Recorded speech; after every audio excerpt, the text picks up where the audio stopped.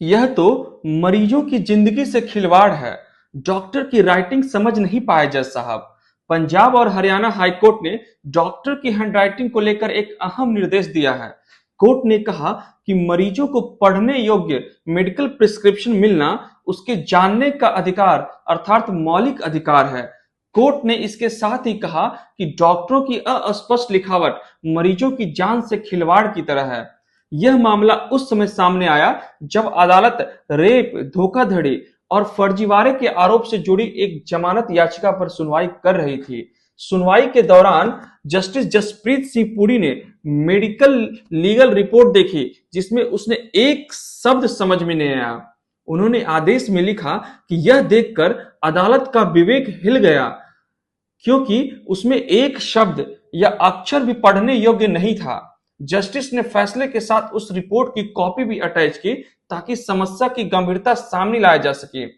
High court ने आदेश दिया कि डॉक्टरों को स्पष्ट पढ़ने लिखने योग्य तथा बड़े अक्षरों में दवा लिखनी चाहिए और मेडिकल कॉलेजों को भावी डॉक्टरों के लिए लिखावट प्रशिक्षण की कक्षाएं स्टार्ट करनी चाहिए क्योंकि मरीजों का जीवन का अधिकार राइट टू लाइफ इससे जुड़ा हुआ है।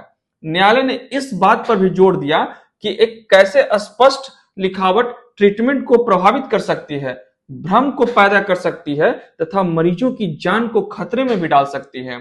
हाईकोर्ट ने आदेश दिया कि जब तक अस्पतालों में डिजिटल सिस्टम लागू नहीं हो रहा है तब तक डॉक्टरों को पर्चियां बड़े तथा साफ सुथरे कैपिटल अक्षर में लिखनी चाहिए।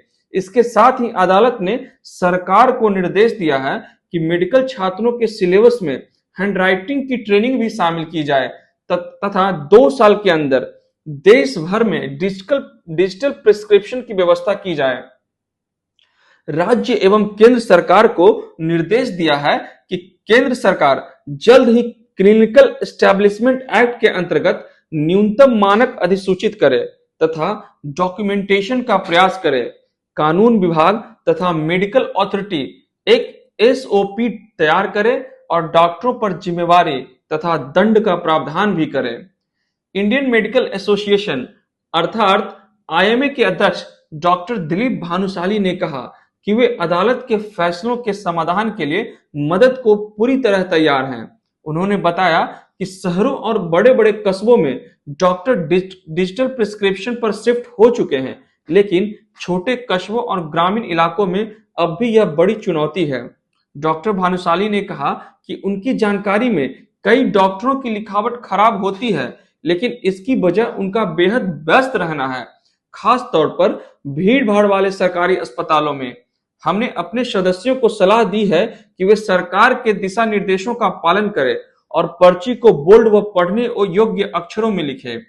लेकिन यह उन डॉक्टरों के लिए पॉसिबल है जो 7 मरीज एक दिन में देखते हैं, लेकिन वह ऐसा नहीं कर सकता जो 70 मरीज एक दिन में देखता हो। उनके लिए यह थोड़ा मुश्किल है।